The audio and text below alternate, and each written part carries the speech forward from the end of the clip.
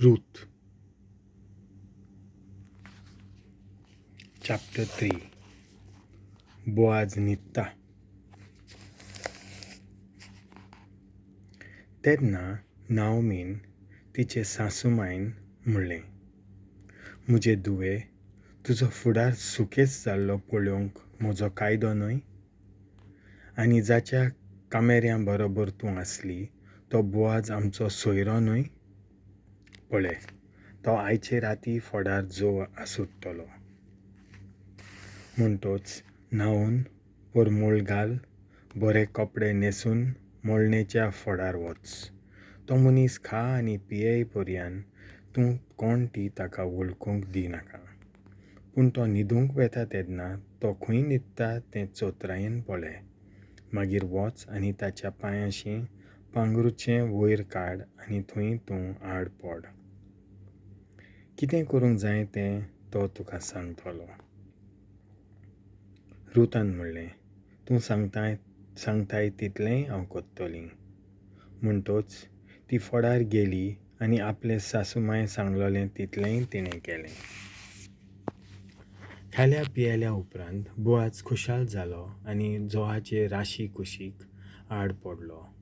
तेन्ना रूथ लिपचोरयां गेली आनी ताचे पांयां सोशी पांगुरचें परतिलें आनी आड पडली. मैदानार तो सott करून जागो जालो आनी portolo.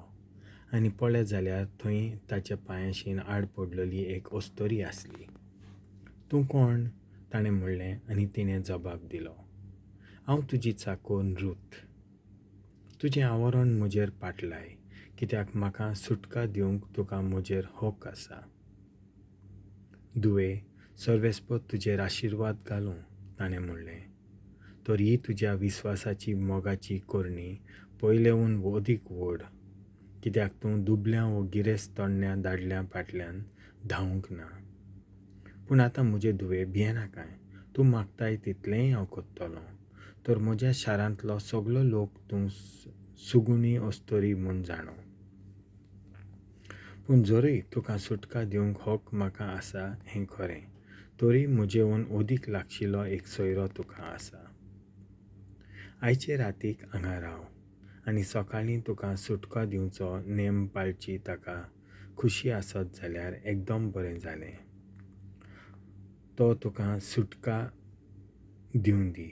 पूण जर तो तशें करूंक फुडें सरना जायत जाल्यार जिव्या देव्याच्यान सोपूत घेवन सांगता, हांव तुका सुटका दितलों.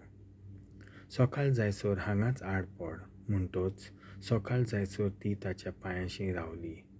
पूण सकाळीं मनीस मनशाक वळखूंक शकता ते आदीं ती उठली आनी ताणें चिंतलें, ही ostori फुडार आयली म्हूण दुसऱ्यांक गमोंक फावना.